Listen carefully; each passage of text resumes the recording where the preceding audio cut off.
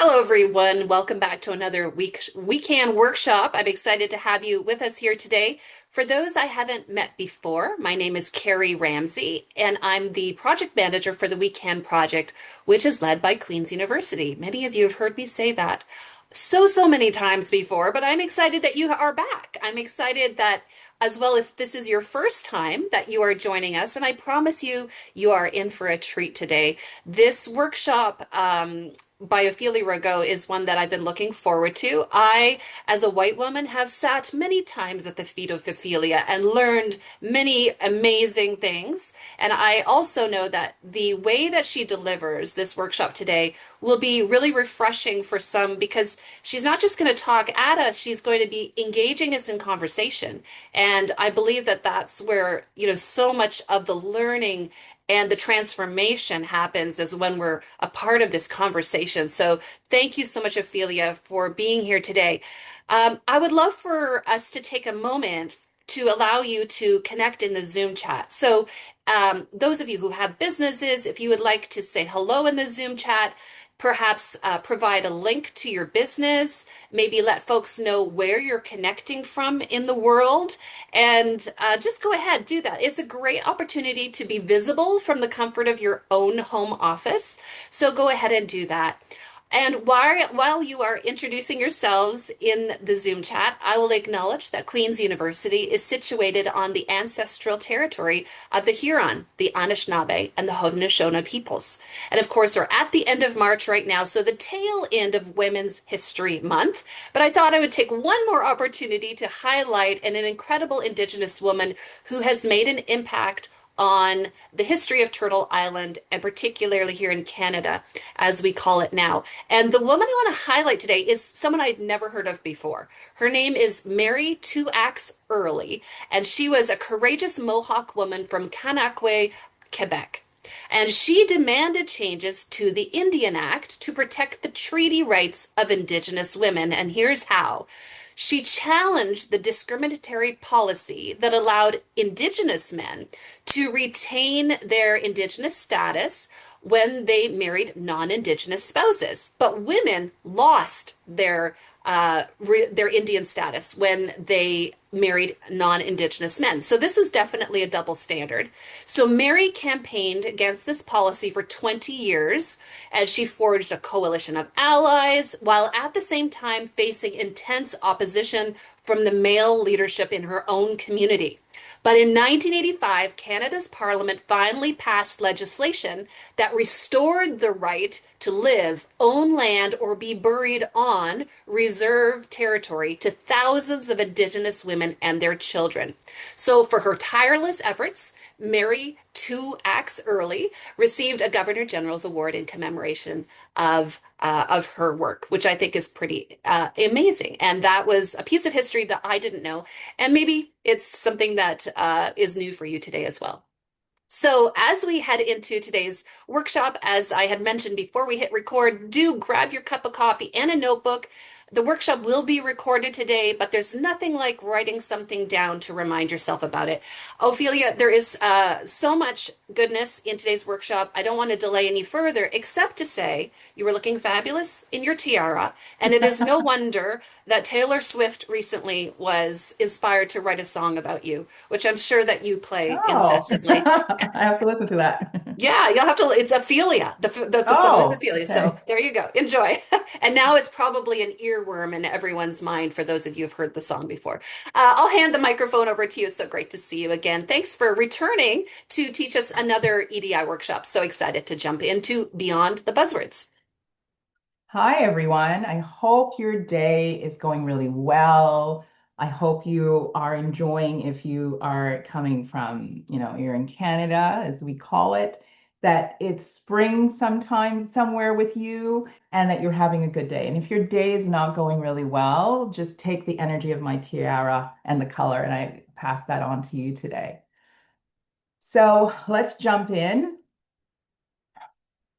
What we're really going to talk about today is we're going to make EDI simple and doable and human. And EDI stands for equity, diversity, and inclusion. Sometimes we're so overwhelmed by this jargon and this political climate that we feel guilty. There's no pressure to be perfect. We are really going to look at clarity, confidence, and give you some real steps that you can take away right away. Because when I think of equity, a lot of times people who are doing the work in equity or who feel that they're doing the work, they're doing it because it's a buzzword. Oh, I have done this, it's a buzzword. But that's why this workshop is called Beyond the Buzzword, because when you really get it, it becomes a true business advantage. So you're here today, most likely you're a creative or a founder or consultant, you're a coach, you're a service-based entrepreneur, you're just interested in an EDI. If your heart is involved in any form of business building or community building, you're at the right place. A little bit about me. My bio is in a description of the workshop, but I'm the author of a book called The Caring Leader. And no, it's not spelled incorrectly. Caring stands for compassionate, authentic, resilient, equity, inclusion, neighborhood, and growth mindset. And when I completed my master's, I realized there wasn't a book out there for people who wanted to learn how to be a leader, who wanted to learn about leadership, that you didn't have to read 10 million books. And one of the things that I found out in studying leadership is that oftentimes the idea of being a leader and focusing on equity and caring was left out. I was born in Trinidad. I came to Canada as a young child, around 6 years old. And I'm an immigrant. I'm rooted in Kingston. I've lived here since 2006 and done a lot of community work. And I'm the founder of a program called the Shine Club. Shine Club is where my heart is. It's something that fell into my lap about almost 5 years ago when my niece experienced something negative around racism in her school. And I had just finished my master's and I went in there like an angry ant and something created beautiful. And today we reach a lot of racialized children. And racialized really means children who are Black, who are Asian, Indigenous, who, because of their racial identity that society puts on them, they need equity. So I go into the schools and I get to be loved up and I get to be called Auntie Ophelia. And I'm also a trainer and consultant and founder of Real Talk Solutions. So it's a little bit about me. And the last thing is that I love tea. So if anytime you want to connect with me, let's have a cup of tea. I want to start off first with some agreements that I would like us to hold as we go through this. And it's really about agreements that I would like you to hold for yourself. Be curious about this. This is not about perfection. When you think of stories stay and learning leaves. It's really the stories that are most powerful when we think about equity and diversity and inclusion. And it's really important for us to honor the lived experience because a lot of stuff in history might not be telling the actual part of what's happening. It's about building and not performing. You're building something that is brave and it's going to be a gentle space. So I would like you to just pause and just place your hands on your heart and just hold those agreements as we go through this workshop. So let's dive in. As I said, we're going to keep it simple. I want to first have this agreement of how equity, diversity, inclusion is. Equity for me and for many people, and there's lots of really formal description about it, is meeting people where they are and what they need. Not everybody comes to your workshop, to your building at the same place. Equality is giving people the exact same thing. So sometimes we get those confused. So if someone is one of the most simple examples that we tend to use is if someone is coming to your organization and they need a wheelchair ramp, but you only have something like a push button and there's no wheelchair ramp to get in, that push button to open the door is not equitable. We give people what they need so they can access service. Diversity is basically who is represented. A diversity can be within a woman, like group of women, That's diversity within a group of women. There's intersections of race and gender. So it's just who is represented. And inclusion is how people feel when they interact with you. How do they feel when they come to your business, when they have an interaction in their workshop? And the whole goal of equity, diversity, and inclusion is for people to feel that they belong. When people feel like your business is a place for them too, that is belonging. Belonging is the outcome of an intentional practice. And that's the ultimate goal. So I want to do a little check-in with you. And I want you to put in the chat maybe one word that's arriving for you today, and maybe some comments about what brought you here. What are some things that brought you here today? If you can just put it in the chat. I think I can see it.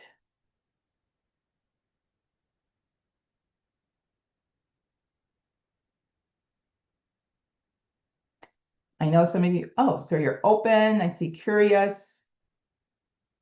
Curiosity, a lot of curious. Okay, so people are curious. I love people when they're curious.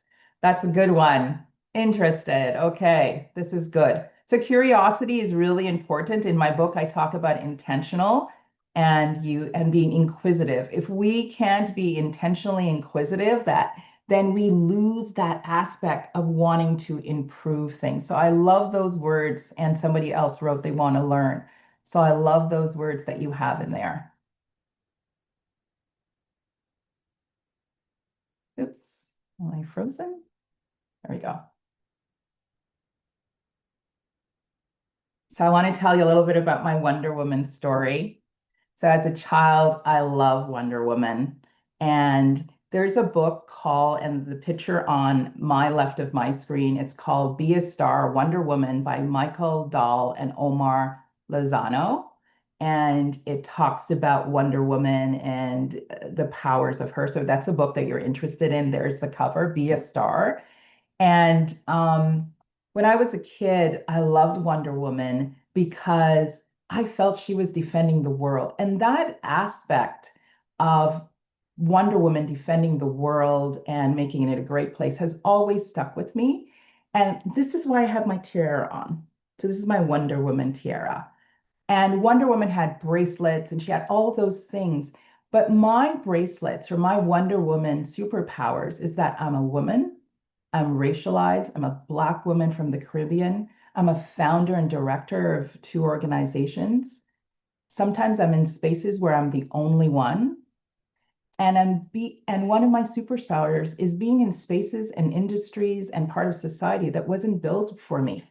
Those aren't weaknesses. I see them as a superpower, and they're your superpower as well. And it's really important to understand what is your superpower because society tells me that being a woman is negative. Being a Black woman is negative. And I know I train this, I live it. I know the structures weren't built for me to succeed, but I have decided that they are my superpowers, and that's how I intentionally do the work.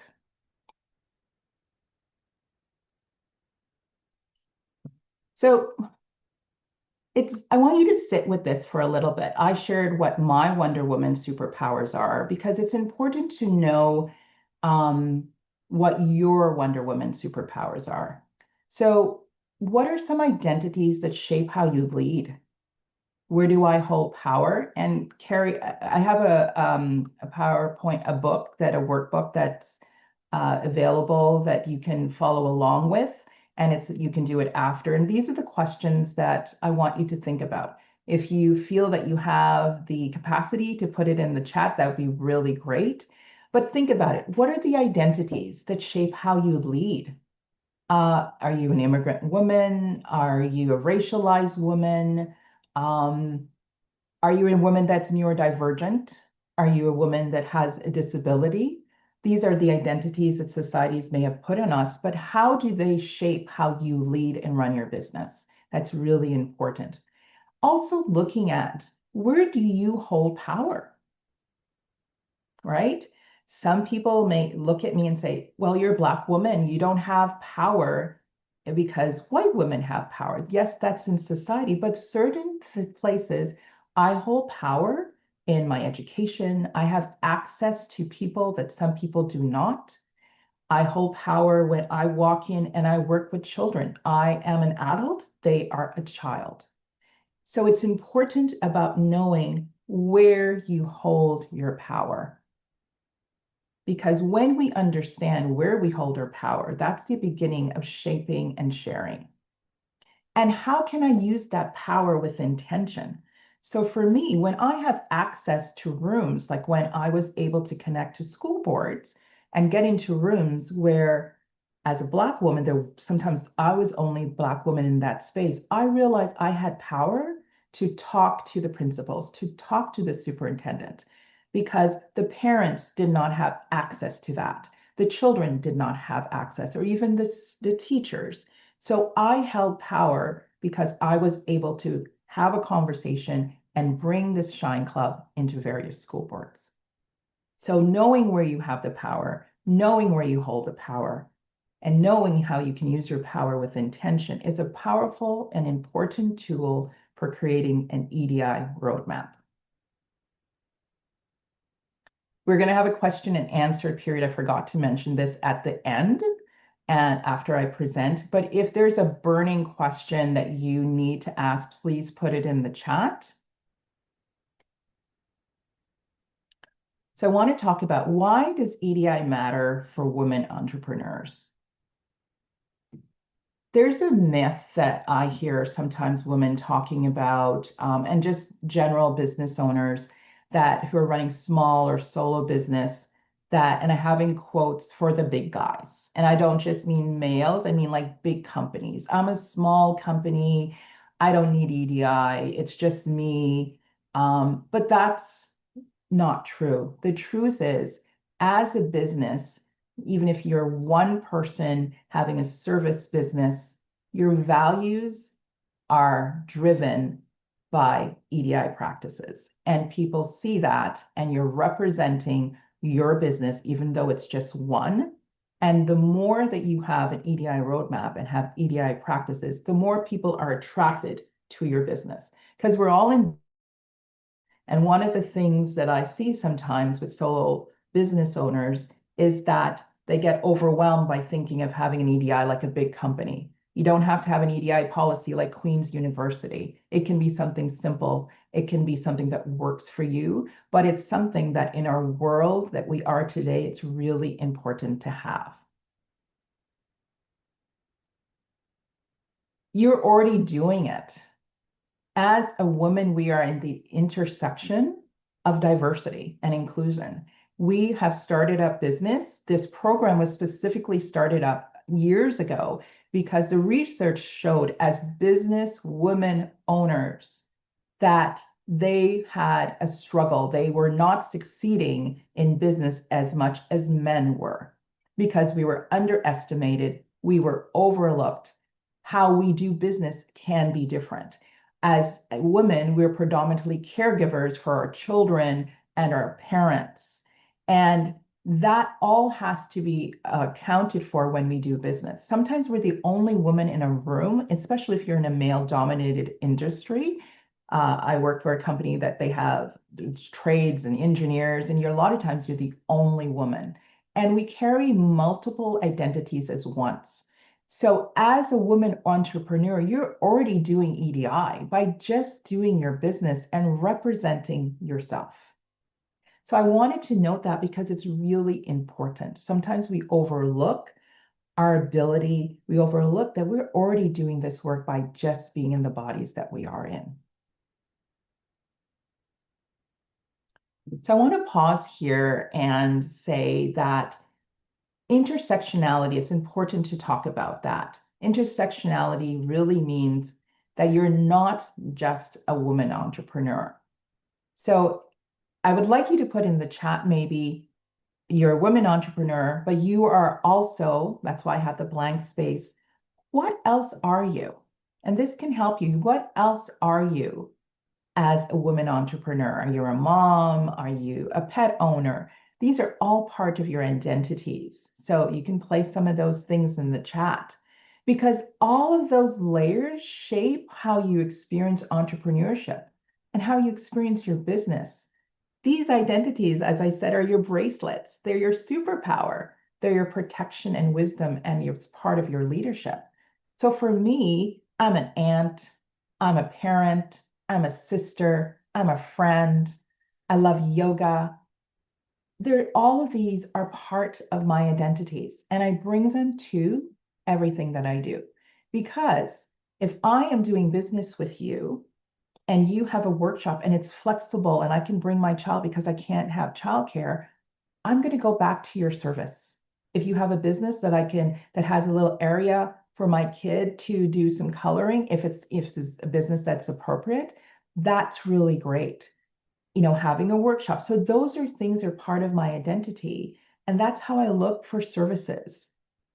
So those are my superpowers because it helps me to meet other parents. It helps me to meet other, in children activities. And we all have those layers of identities, and sometimes we forget that intersectionality. And why I'm mentioning it is that your clients come to you from different intersectionalities. And it doesn't have to be overwhelming. You just have to have that understanding that we're multiple layers and we're not just a flat person.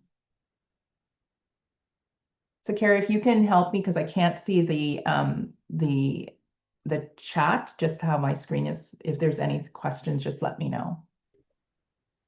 Yep, so far so good. Okay, awesome. Here's some stats that I wanted to share with you. And as in for businesses, diverse teams are more at 20% more innovative when they are diverse. When companies have more inclusion practices and policies, they're 2.6 times more likely to retain talent.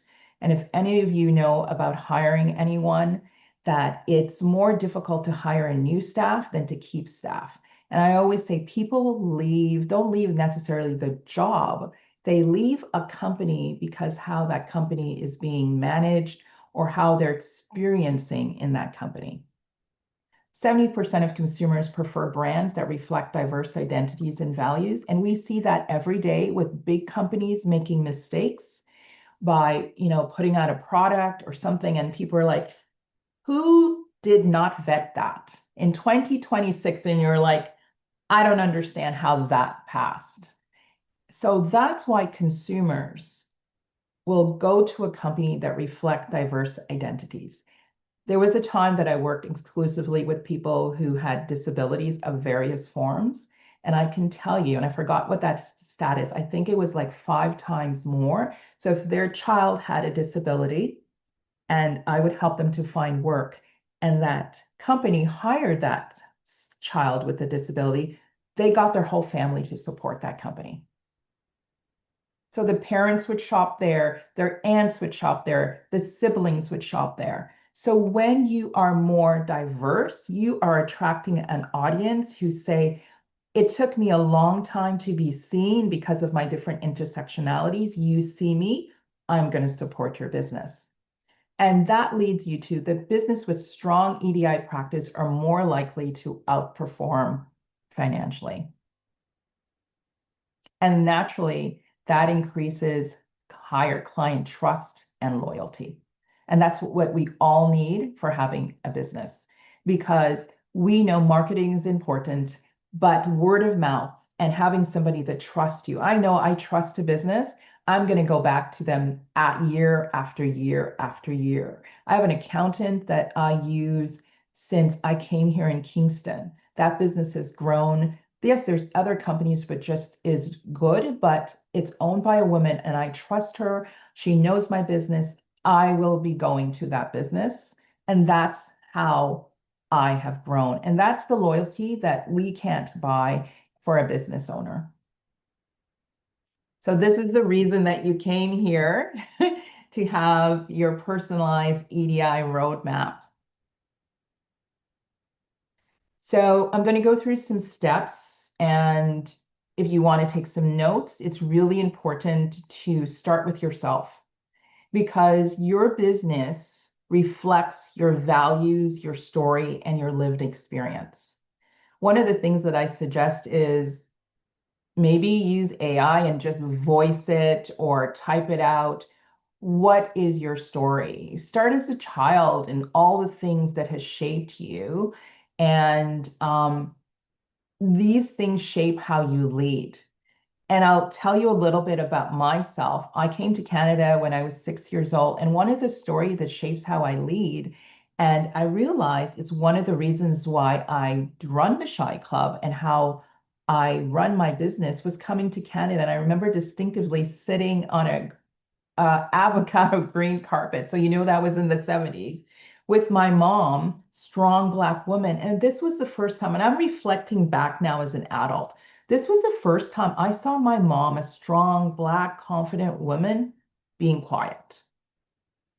And her employer had sponsored us to come to Canada. And she was registering me in school, and the principal was a white male, and my mom was quiet. Looking back from an EDI perspective, she didn't feel that she held the power. And I remember my employer, my mom's employer, speaking to the principal as I sat on that green carpet and saying, this child can read, because they wanted to put me back in a grade. I was already in grade one. They were going to put me back into kindergarten. Could you imagine the impact of that?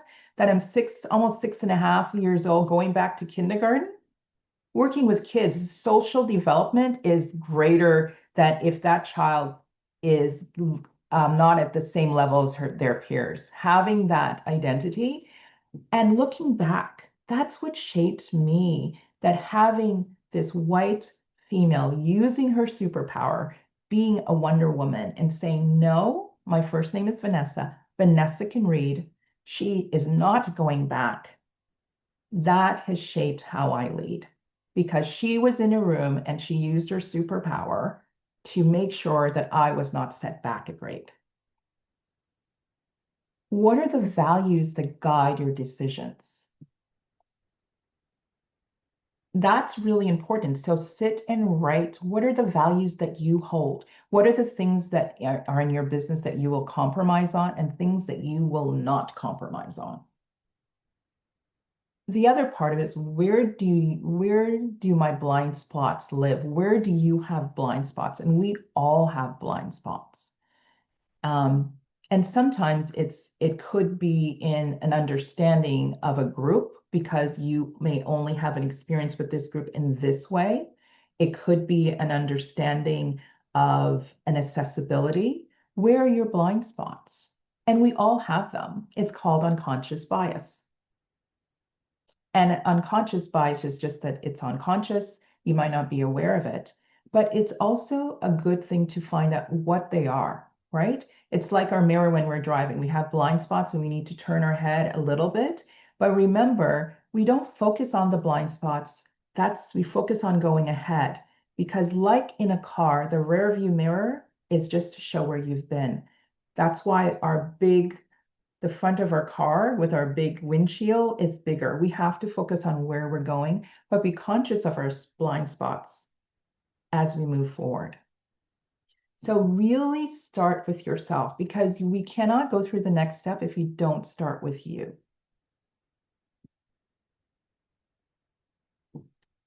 The next step is to map out your ecosystem. An ecosystem is just a fancy word for your world. It's just your world, your community. Who is in your business world? Like your clients, your partners, your suppliers. And a lot of times, you think of suppliers as that, oh, I have a retail company and it's the people that's bringing my milk and my whatever product that you're selling. But really, I have a supplier, and my supplier could be where I buy my office supplies, who I do my accounting, who is my VA. These are also really important. Who are my partners? Who are the people that I connect in the community with? Where are the people that I go for my coffee? Who is coming to collaborate with me? And another part of it that we tend to forget, who are our mentors? Like, we're all part of this group, a We Can group, and we get mentors here who are the advisors and who are the colleagues that we can call on. So you know who's in your business world, you can list that, but then always ask yourself who's missing and who benefits and who gets left out. I remember I did this for myself a few years ago, and I realized that who was missing, I didn't have a connection with Indigenous communities. And I intentionally decided to make that connection. And I started going out to Indigenous circles. And it was just an intention because I realized as an EDI teacher and trainer, we can have blind spots by just doing it. But we, as a business leader, I made that intention. And one of the ways that I did it was also changing my social media feed by looking specifically for Indigenous news and Indigenous articles. And it was my intention because I realized for my ecosystem that was missing.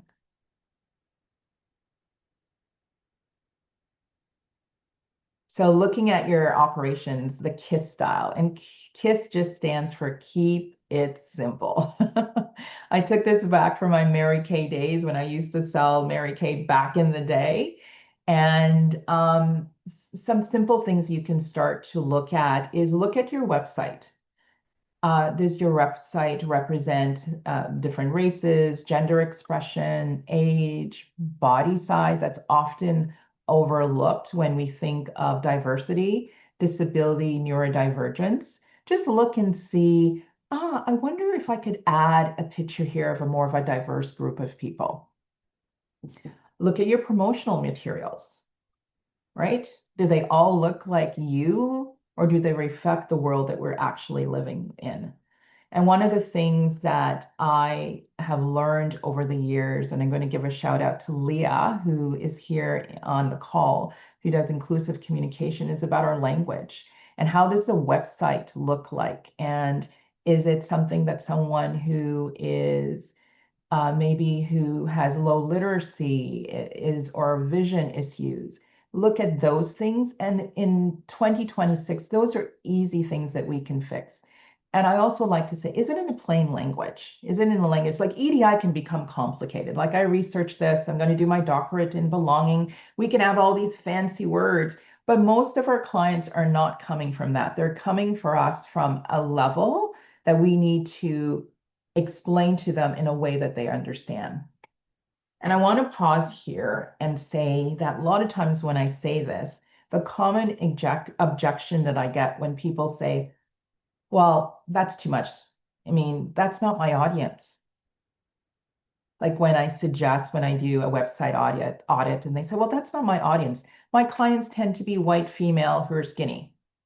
And I'm like, yeah, but you never know who's looking. And it's not about, so for me, I intentionally, when I do my Shine Club site or my site, I intentionally put racialized children and racialized people because they're not generally represented in most media. That doesn't stop a white parent coming up to me because our society is created in a way that certain groups of people are in media. So it's about being intentional. Yes, you want to represent your clients, but it's also about being intentional and say, I'm going to put a more diverse group of women in my ads because I can tell you, I have wanted to go in a business and I've seen it and I'm like, okay, and I'm used to maybe not seeing myself represented, but over the years, I'm like, how come I never see a diverse group of women on their website? And I don't buy. So just because it might not be your audience, it also might be a way of not getting a new client. So I just wanted to challenge you with that idea. Step 4 is build your support circle. It is really important. We naturally have a support circle with We Can members, and I can't tell you the amount of times I've reached out to people when I'm doing something, and I have my core people that I reach out to. But in creating an EDI roadmap, it starts with you, as I said, but it's also about having some trusted, diverse peers. And when I told you about, I made that intention about intentionally reaching out to Indigenous communities. And there was a trust that needed to be built. I have built that trust with with some core people and some organization that when I am doing something, it's sometimes you can have a formal advisory group or an informal, because asking people that you trust that's diverse and different intersectionalities, and we do this all the time and we have our groups online, and a lot of times we ask a question, how does this feel? And people will respond because it's important. So you need to have that outside support circle that's not just thinking like you, that you're going to ask, does this feel inclusive? Who might be left out? What would make this more welcoming? Because I said before, we've all seen on the news when those big companies make that mistake. And I can tell you, it's really hard to come back from those mistakes, right? So there is a group here that is really willing to support, and I've seen it over the years. And an idea that I have in my head, even if it's in a mastermind group or whatever group that I'm in, and I think this is it. And then I put it in the chat, and women are like, I'm like, and yeah, it hurts a little bit, but you know what? I haven't put it out there in the big world. I put it out in a group that I trust and that I got some feedback that I can now shape this to be better. And that is so valuable. So, step 6, know, celebrate, and utilize your superpowers. We talked about what they are. You can list what they are. And think of your superpowers like the Wonder Woman bracelets or her headband. And your lived experience comes from your education, from your access to rooms that other people cannot get in, even your social visibility and platform. Some people have a bigger social platform than others, and your voice, and not just your speaking voice, but your presence, your ability to communicate. These are all ways that you need to know and celebrate and use that. And I'm asking those questions again. Where do I hold the power? Who can I protect with that power? Like I think of that a lot with my kids and the parents who may not understand the educational system. How can I uplift with it? Who can I make space to share it with? And this is just a fancy way of talking about privilege. We all have privilege, and it isn't something to hide. It is something that we can use with intention to support, guide, and lift those who may not have access to it. And when we put it all together, this is the beginning of equity. So, understanding your power is actually understanding your privilege. And it's not something to be ashamed of. We all landed in this body. We didn't have a choice. Society was built the way it was built before we landed in this body. But knowing that and using it, and I say use your superpowers for good and not evil, like all the superheroes do, this is the beginning of equity. This is the beginning of creating an EDI roadmap.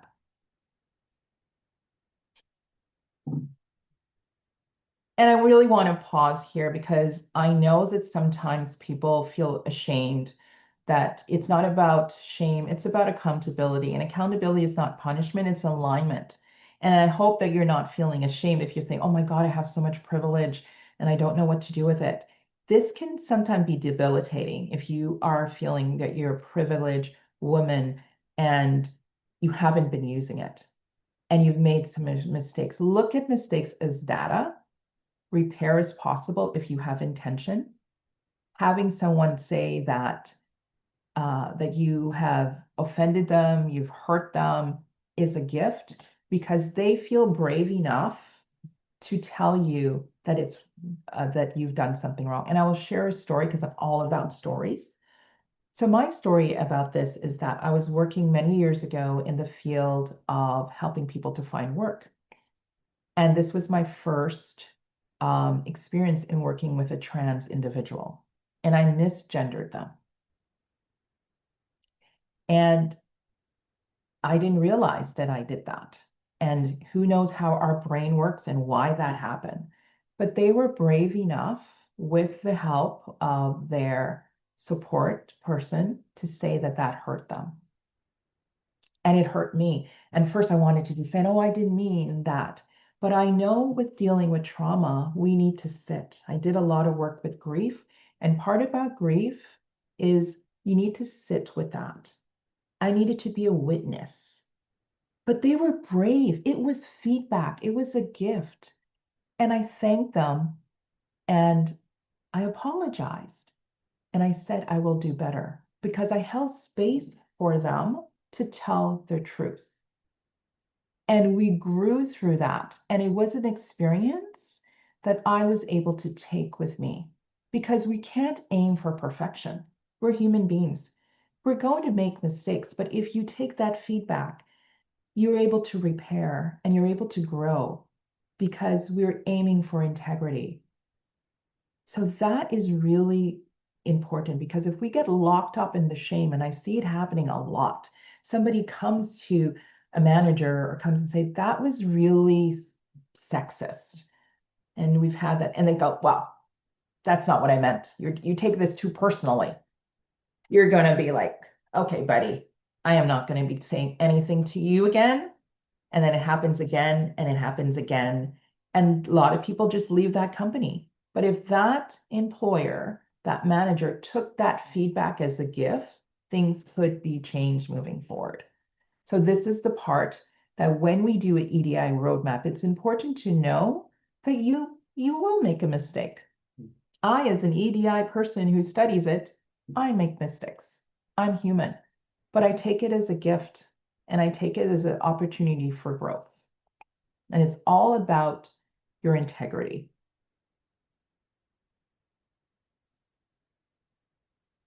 So we're getting down to step 8. And this is where I would challenge you for the next 30 days is to build your 30-day action plan. And it's really, as I said, it's not about the buzzwords. It's really about choosing one for each. What's a mindset shift that you can do? One little mindset shift around EDI that we've talked about. Maybe it's something about, I have power here. I can shift my way of thinking about power. I can shift my way of thinking about how I work with a group of people. What's an operational shift? Like maybe in your business, maybe it's saying, I'm going to add a diverse group of women or whatever your business is focusing on my service page. One little picture. And what's a relationship change that you can make? Maybe it's about getting a group of people or one person to be part of your advisory group. This is my challenge for you. A mindset shift, pardon me, I can't speak, an operational shift, and a relationship shift. Keep it simple. Make sure it's doable, it's aligned with what you are all about, and it's something that's sustainable because I'm all about keeping it simple. So that's my 30-day challenge for you. So as I wrap up, I want to basically tell you, I'm hoping that you carry forward with this presentation is a simple and personalized EDI roadmap. You do have the workbook that you can take and take your own time to work through it. And it will give you some clarity on where you need to start and that it's something that you can create because it's a plan that fits your business. And I hope that it gives you a little bit of increased your confidence to lead with equity and to remember that you have superpowers. So some of the ways that you can work with me, I do one-on-one EDI roadmap sessions, so you can always connect with me. I do organizations, EDI audits, and I do speaking and workshops and being a speaker, a trainer, and a moderator. Because my goal is that when we build something together that's aligned with your business and that's sustainable, it helps to build equity, it helps to build belonging, and it just makes the world better. And it's a powerful thing that we can do together. So you can connect to me through my business, realtalkconsulting.com. It's there, and there's my email address. The other way is you would have my email, you can always find it there. And one of the quickest way to connect with me is on LinkedIn. I can't put it in the chat right now, but just search my name on LinkedIn and send me a request, and that's one of the quickest way. So I right now will conclude my presentation, but I will be here, and this is an opportunity for you to come back. And we're going to give the ASL interpreter a break. We are going to go on radio silence for 10 minutes. Carrie, what time is it? Should they come back? So we're right at 10:46. So let's come back right around 10:56. And thank you, Ophelia. So don't go away. We are going to pause the recording. And if anyone wants to chat in the Zoom chat, I think that would be fine. That is open and accessible to all. But we will pause our verbal speaking for 10 minutes. And then at that point, we will have a Q&A. I personally have some questions also, so looking forward to the Q&A. So we'll pause the recording. Thanks, everyone. See you in 10 minutes. See you in 10. Breath. Okay, so let's open up for some discussion, maybe some questions for Ophelia. I have one question, but I don't need to kick it off necessarily. Does somebody have a question that, and I'm going to check the chat as well. I love, by the way, you sort of made this mistake, but I actually love the word that came up with it out of it, which was relation shift. Which I was like, that you could write a book on relationships as it applies to EDI, actually, I was thinking. I My like question it. is my question is more around the storytelling element, which I know you are a genius at. And in fact, I have your book, The Caring Leader, and it starts off with a story. It starts off with the story of you and the Snow White story and the Seven Dwarfs, which you can tell or not. But I'm curious about, do you have any tips or suggestions about how that we can use story, whether it's, and let's say it's our own story as intersectional women, to, establish authority, leadership, all of those things that you've so clearly done very well? Well, I think it goes, not I think, when we have a story, it is really important for us to know that story. That's why one of the first steps in creating an EDI roadmap is knowing who you are. Because sometimes, like, I could have thought that my story about being an immigrant or, my Snow White story where my teacher told me I couldn't play Snow White because I was a Black child, those are stories that we can hinder us or it can help us to shape how we see the world. And for me, doing this might sound corny or not very EDI, but the reason why I do this work, and I always tell people doing the work as a Black woman, it also means I'm doing the work for myself as well, because I am in that intersection. But I do this work to make it better for the next generation. So knowing your story is really important because it makes you more human. And when we are in rooms where people, and this is just how I do my workshops, I find that talking about racism and sexism and systems change and all of these big things that I do research in and research for, people can get overwhelmed and they can tune out. And I find that if you can bring up a story, because a lot of times people are feeling, because most of my presentations are done to white women, right? The white women or white men, they're in rooms, they've asked me to talk to them. And right away, they're feeling guilty for being white. And they think that I'm coming them, well, you're white, you've done this, right? I am coming into her perspective as this is the reality. And some of them have walked out because they don't want to, but those are not the people that will work with me anyways. No. But I come in from sharing a story and people understand stories. And Mm. that is really powerful because it is in our stories we have our identity, we have our understanding of who we are and how we can connect with the world. And it makes us human. Yeah, and I love that because it does put a human face on a very complex issue. Well, I guess because we've made it complex, really. But it's like and when you're talking about you sitting on that avocado green rug, I mean, for me, that was we all can remember a moment where we felt less than or and such, and so we can relate, and through that shared human experience, I think then we're like, oh, I get it. I can get her perspective, if even if I haven't lived that experience. And the other thing that I want to ask, I don't expect you, Carrie, as a white woman, to understand how it is to be me as a black woman. And I think sometimes that's what we understand. But I hope that as I share my story about that avocado green carpet, we can have a similar understanding because it is with empathy and is with a desire of interest that we need all of us to make this world more equitable.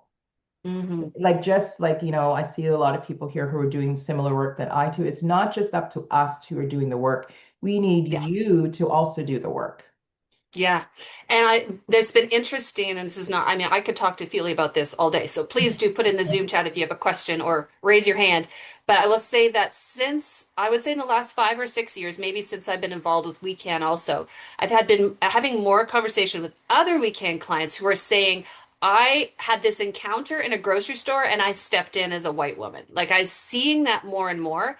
And, it's uncomfortable also, but I mean, God help us, like it's nothing probably like you're saying, like compared to just being the object of that. Or, as women, we sometimes, again, when men finally get it, we're like, do you understand? But of course, they'll never understand, as you just pointed out, because we are all, these intersectional humans who have lived experience and, our stories are so varied and different. But I'm at least encouraged and challenged. I think that you're right. That is my role now when I see something inequitable happening, that it's my role to step in and say, this is not just a Black women's issue. This is a human issue. What are we fix? How are we fixing this? Any questions or comments? Because I know that the folks on the call also are very often very versed in this area. What is a takeaway from you or something you'd like to add to this conversation? Again, it's not just the women on the call who are going to be watching this. This will be on the YouTube channel, so there'll be other people who are going to be viewing it in the future. So anything that people want to add to the conversation, happy to hear it. As we Hi, as we go this. Hi, how are you, Carlene? I am great. Thank you. I've been Good. struggling to find my raise the hand button. Just do it. Yeah. Okay, nevertheless, I raised the living hand.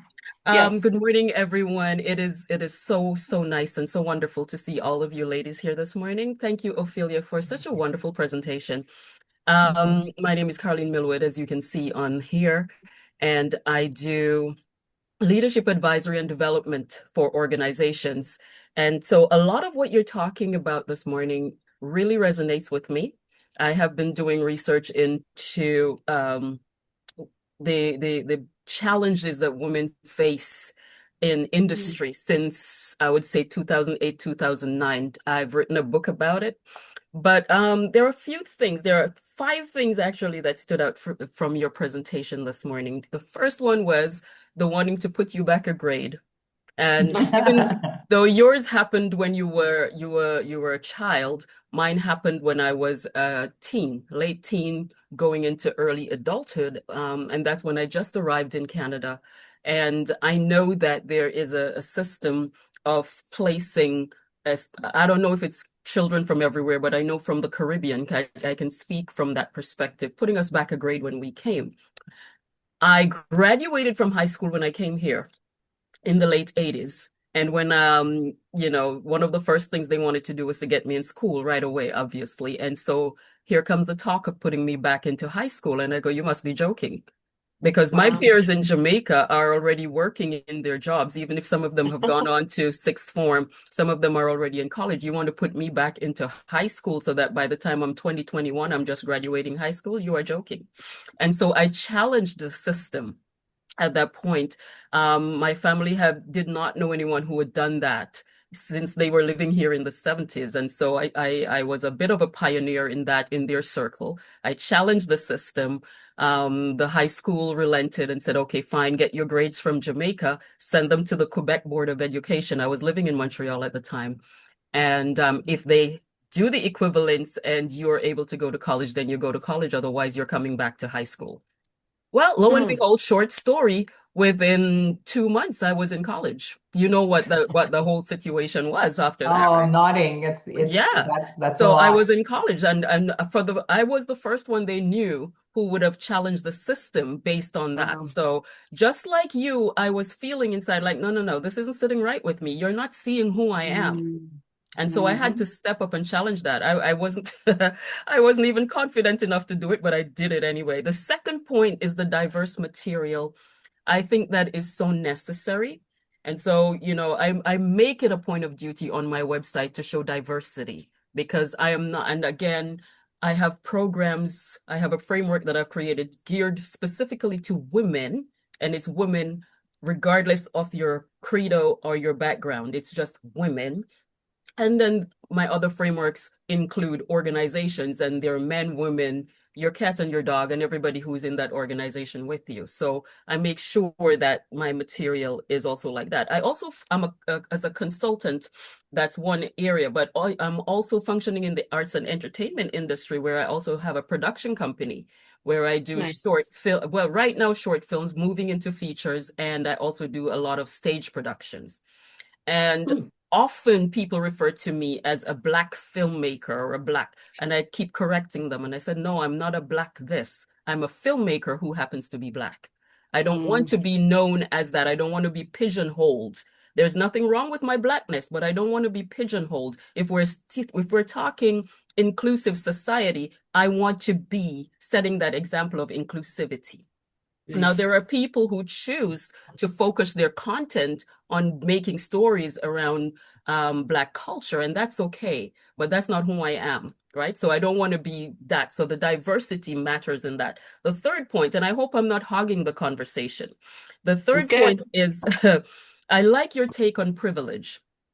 Most Mm. often, when you hear the word privilege used, it's used negatively in communication, right? And for the first time this morning, I'm able to see equity in how the word privilege is used. And so for that, I thank you. That Mm. for me was a major takeaway. Really good. Especially when we're talking DEI or EDI, however you want to, put the letters. But thank you for that. That was a big aha moment for me as well. Number four, we talked about being careful how we say certain things because we may be offending others. And I do agree with that. But there is a nuance to that for me as well. There is a danger in always adjusting based on someone's feeling, or someone feeling slighted about something that you said. There's a Mm. danger to it. And here is my danger. While I do appreciate and understand that it's okay for people to say, you know, I felt this way when you said that, because there are legitimate situations where that's necessary. But I feel sometimes that how someone, let me put it this way, how someone interprets what's said by another is totally dependent on that person's level of thinking and the quality of their thoughts. So if I say Mm. something to you innocently and somehow you feel slighted, I did not intend it that way. But because of your traumas and your triggers, you have now received what I said negatively and it's impacting you when that's not what I intended in the first place. So we have to have that, be aware of that nuance when we're saying, Mm. for someone saying this and someone feeling this and the person continue to say it and so on and so forth. We have to be careful of that because no one should have to shrink for somebody else's comfort. So I'm going to Mm. interrupt you one there. So to correct, because I think it's important for that I am understood, and I think that's really important. When I talk about like as business owners, if my intention is like if I'm a business owner, I'm Carrie, I'm going to use you as an example. Mhm. I came to Carrie and I said, Carrie, I've been seeing your business and I have never seen a diverse person on it, Mm. right? I really think and Caroline, that is right. It's about how I'm interpreted. But as a business owner, I lead from this impact and it has to, and there's a subtle line.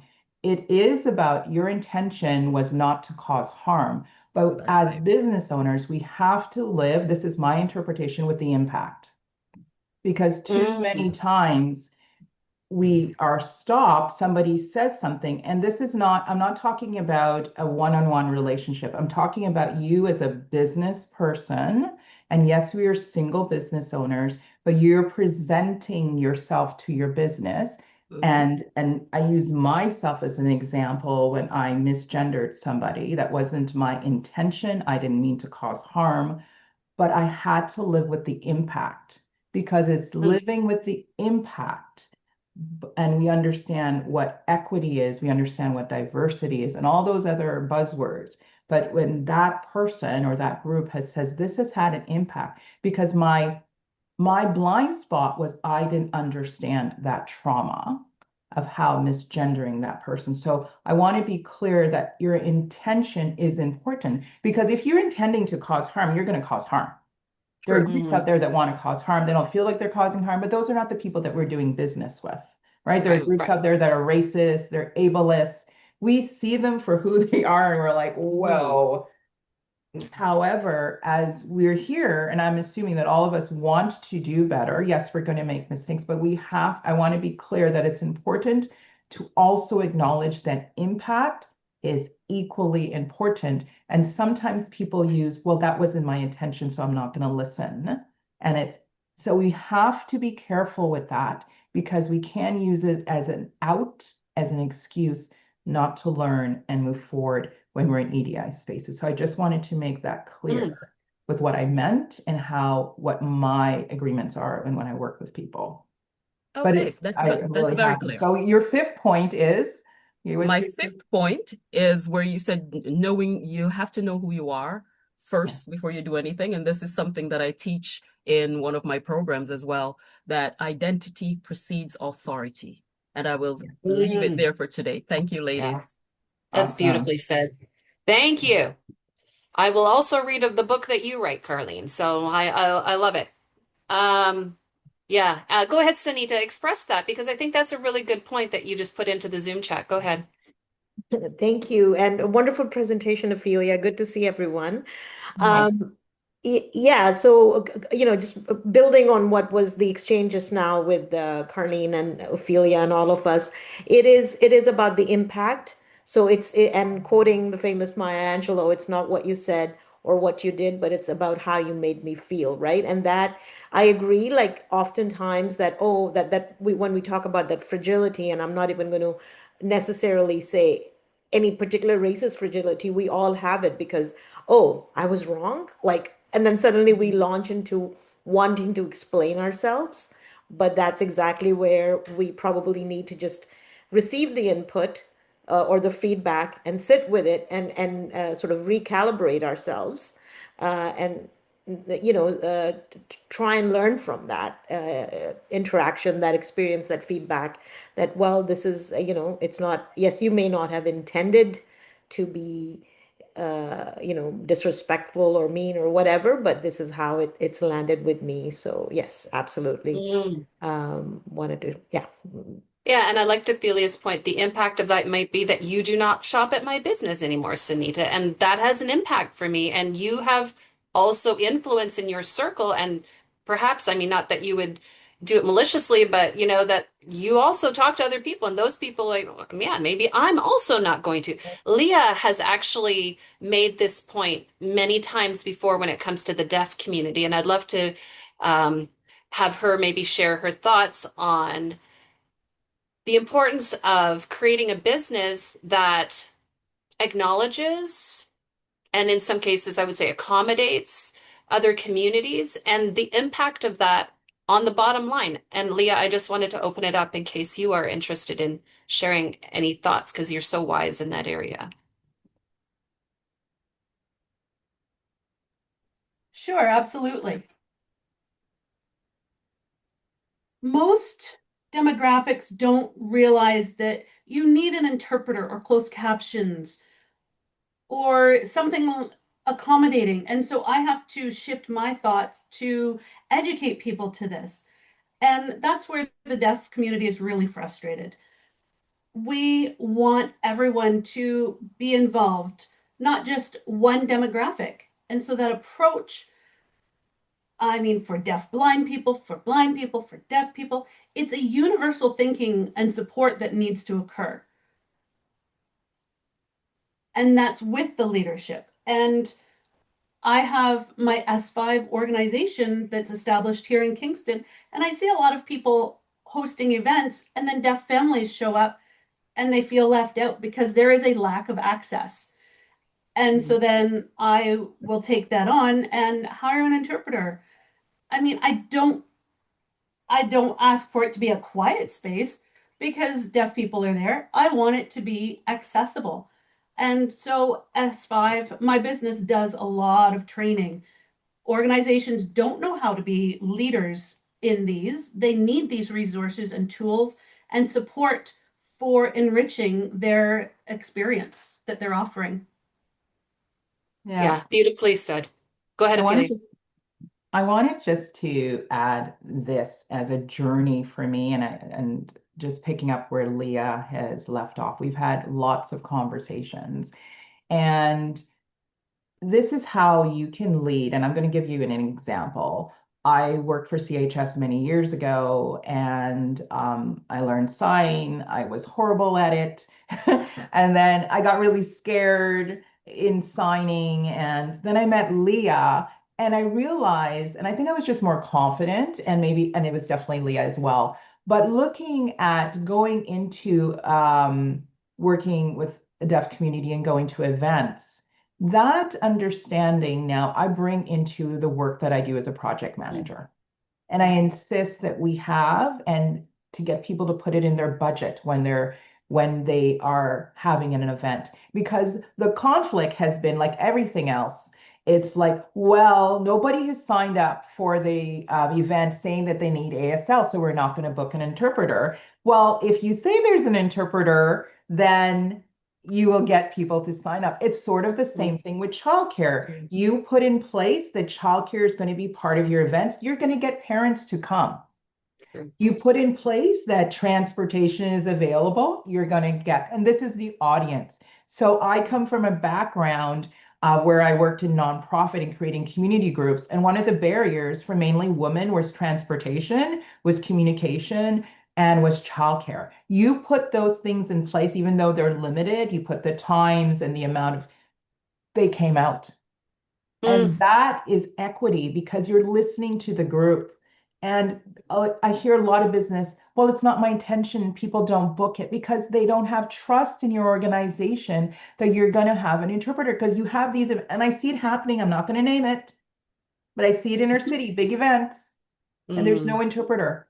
But it doesn't mean that somebody can't watch it on Zoom after, just like here, right? So this mm. is available. It's in captions, and it's not just going to be for somebody who is deaf. We have people who are hard of hearing, people who are just like the noise, so they can read at the bottom. So when we think of accessibility and we think of belonging, and we might be focusing on a specific group, like let's say a deaf community, it's not just helping the deaf community, it's helping everybody to feel that they belong. Because when I walk into an event and I see that they have an interpreter, like a company, I'm going to call out the company that I work for at CC West, I'm so proud of that I get to be a project manager there.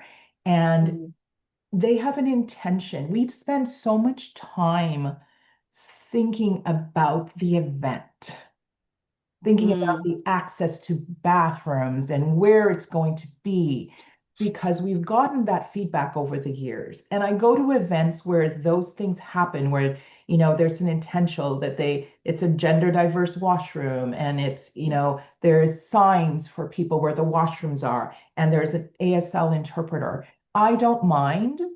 We have to put these things in our budget. We have to put these things when we are looking for funding. We have to have these things because it is truly about impact. And when impact is not just in the moment, it's the next day. Because somebody comes mm. out to your event and they say, oh my God, there was an ASL interpreter, there was captioning, the room was accessible, there was a quiet room. You know what? They're going to sign up for your event next time. They're going to shop at your store. So the Yeah, impact that we have at that moment is going to last forever. I Yes, love and you that. increase your That's where I want to attendance. say that. Exactly. And a lot more people will come. Yeah. Mm. Beautiful. I love it. Ophelia, you often use the phrase culture of belonging. I've heard you use that phrase many times, and it's in your book. And I think that's what we've been talking about today is creating cultures of belonging that are true belonging and not just using buzzwords, which I think is the spirit of this talk today. And I want to thank you for sharing your thoughts with us. If anyone has not got a copy of Ophelia's book, it is in the Zoom chat, or you can reach out to me. It's on Amazon. And I just want to thank you on behalf of all of us for taking the time to share this incredible message with us. Please do follow up with Ophelia if you have further questions or groups that you need. That you know need to hear this message. She's an incredible speaker, as you heard today, and has such a wonderful presentation style. And we really appreciate it, Ophelia. Thank you, everyone, for being a part of today's call. And we hope to see you again very soon. If you're not on our newsletter, make sure you get on it so you find out what other events are coming up in April and May, so that we can share those events with you and have you a part of them. Thank you so much, everyone. Enjoy your day. Bye now.